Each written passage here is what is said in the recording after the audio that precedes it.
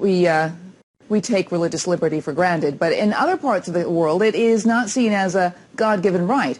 Earlier this month, Saudi Arabia's notorious religious police arrested more than 50 Ethiopian Christians at a private gathering.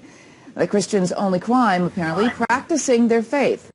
With more on the story is FoxNews.com's Benjamin Weinthal, whose article is now posted on the Fox website, and Benjamin joins me now via Skype from Berlin, Germany. Welcome, Benjamin.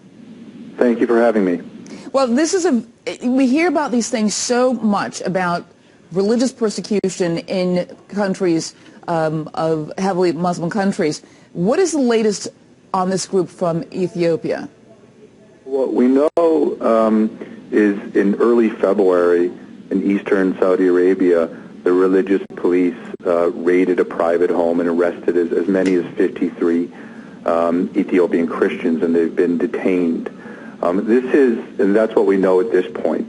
The Saudis in Washington at their embassy have thus far not responded to Fox News press queries, and it's a repeat offense from the Saudi government, because almost an identical raid took place in December during Advent 2011, where a group of Ethiopian Christians were also arrested and imprisoned for 7 months. They were tortured, and the women were sexually abused. After increasing pressure from human rights groups, Christian organizations, and the U.S. government, the Saudi government released that group of Ethiopian Christians in August of 2012. I want to read you a quote by Dwight Bashir, the U.S. Commission of International Religious Freedom. He said the U.S. should demand that any expatriate worker detained and held without charge for private religious activity in the kingdom should be released immediately. That is a quote that's coming from the U.S. Is anything being done after that, after he said that? We're waiting for a comment from the U.S. State Department on the case.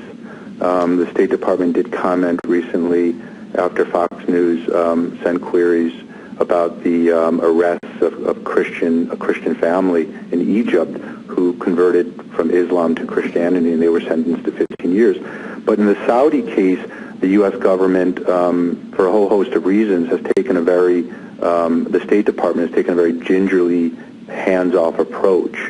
The Saudi government is immersed in a wave of persecution of Christians, and it's somewhat inexplicable right now that the U.S. government is approaching this. I wanted to ask you, though, you've got two of these cases involving Ethiopians. Are they the ones being targeted mainly, or are there other nationalities that are also being targeted, other Christians? There are other Christians in the region.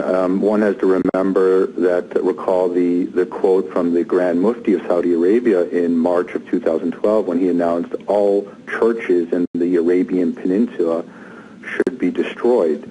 So you've got millions of workers in the Gulf region, from Roman Catholics from the Philippines, Ethiopian Christians, who face this type of persecution. There's virtually no independent reporting in the region, so it's very difficult to ascertain other cases.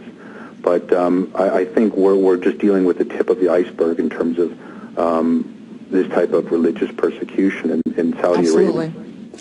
Benjamin, I want to thank you very much for talking to us about this particular case. Obviously, there are many more cases out there, and you can read more about Benjamin's account on FoxNews.com. It's the Saudi religious police arrest Ethiopian workers for practicing Christianity. That is on our website right now, so check that out.